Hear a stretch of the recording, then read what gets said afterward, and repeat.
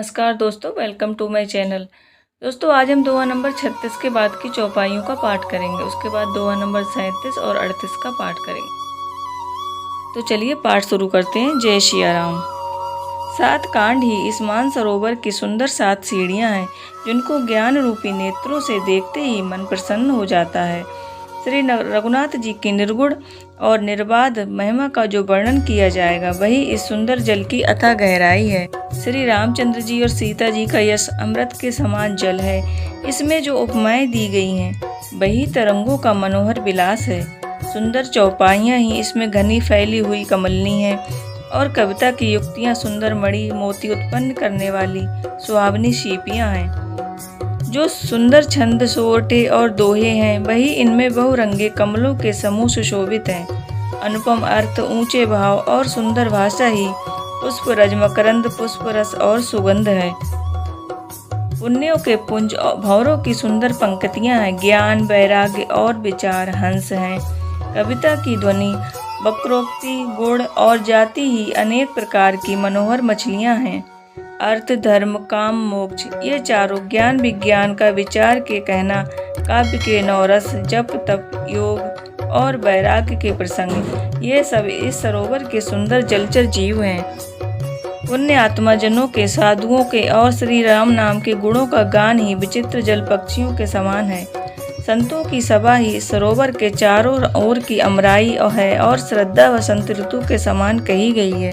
नाना प्रकार से भक्ति का निरूपण और क्षमा, दया, दम, लताओं के मंडप हैं। मन का निग्रह, यम, अहिंसा, सत्य, अस्तेय, ब्रह्मचर्य और अपरिग्रह नियम, शौच, संतोष, तप, स्वाध्याय और ईश्वर प्राणिधान ही उनके फूल हैं।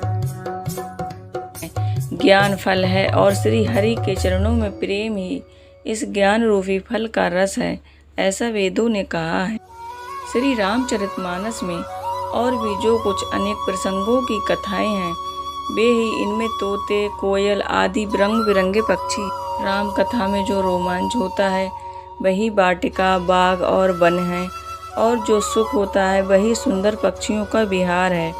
निर्मल मन ही माली है, और प्रेम रूपी जल से सुंदर नेत्रों द्वारा उनको सींचता है। जो लोग इस चरित्र को सावधानी से गाते हैं, वे ही इस तालाब के चतुर रखवाले हैं, और जो स्त्री पुरुष सदा आदर पूर्वक इसे सुनते हैं, वे ही इस सुंदर मानस के अधिकारी उत्तम देवता हैं। जो अति दुष्ट और विषयी हैं, वे अभागे बगुले और कौवे हैं, जो इस सरोवर के समीप नहीं जाते, क्योंकि यहाँ इस मान सरोवर में घोंगे, मेढक और सरोवर सेवार के समान विषय रस की कथाएं नहीं हैं। इसी कारण बेचारे कौवे और बगुले रूपी विषयी लोग यहाँ आते हुए हृदय में हार मान जाते हैं, क्योंकि इस सरोवर तक आने में कठिनाइयाँ बहुत हैं। श्री राम जी की कृपा बिना यहाँ नहीं आया जाता। घोर कुसंग ही भयानक बुरा रास्ता है। उन कुसंगियों के वचन ही बाघ, सिंह और सांप हैं। घर के कामकाज और गृहस्थी के भांति भांति के जंजाल ही अत्यंत दुर्गम बड़े बड़े पहाड़ हैं। मोह, मद और मान ही बहुत से बीहड़ वन हैं, और नाना प्रकार के कुतर्क ही भयानक नदियां हैं।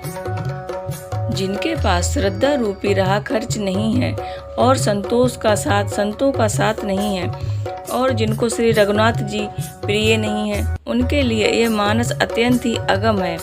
अर्थात श्रद्धा, सत्संग और भगवत प्रेम के बिना कोई भी इसको नहीं पा सकता। दोस्तों आज की चौपाइयों में तुलसीदास जी ने बताया है कि ये जो रामचरितमानस है, ये सुंदर सरोवर के समान है, और इसके जो 7 कांड हैं, वो इसकी 7 सीढ़ियाँ हैं, और श्री सीता राम जी का यश अमृत के समान इसका जल है। मेढक और घोंगे के समान विषय की नाना प्रकार की इनको कथाएं सुनने को नहीं मिलती। इसी कारण बेचारे कौवे और बगुले रूपी विषयी लोग यहाँ आते हुए हृदय में हार मान जाते हैं, क्योंकि सरोवर तक आने में बहुत कठिनाई होती है, क्योंकि इनके पास राम जी की कृपा नहीं है। जिसको राम जी की कृपा होती, जिसके ऊपर, वही ये रामचरितमानस सुनता है और गाता है। और जिस पर राम जी की कृपा नहीं होती, उसको तरह तरह के विघ्न आते हैं, घर के काम काज, गृहस्थी के वो टाइम नहीं है, समय नहीं है, इन सब चीज़ों में जंजालों में फंसा रहता है इंसान और ये पाठ नहीं सुन पाता, ना कर सकता। जिनको श्रद्धा रूपी राह खर्च नहीं है या फिर जिनको संतों का साथ नहीं है, जिनको श्री राम जी और सीता जी प्रिय नहीं है, जिनको भगवान अच्छे नहीं लगते, उन्हें भी ये कथा ना पसंद आती है और अगर वो वहाँ कथा में पहुँच भी जाते हैं तो उनको नींद आने लगती है, उबासी आएगी। तो जब तक भगवान की कृपा नहीं होती तब तक हम भगवान के पास नहीं पहुंच सकते। ईश्वर की कृपा होती तभी हम उनके पास जाते हैं। उम्मीद है दोस्तों आज का ये चौपाई पाठ पसंद आया होगा। अगर आपको पाठ अच्छा लगा तो चैनल को सब्सक्राइब करें, लाइक करें, शेयर करें और कमेंट करें। जय श्री राम।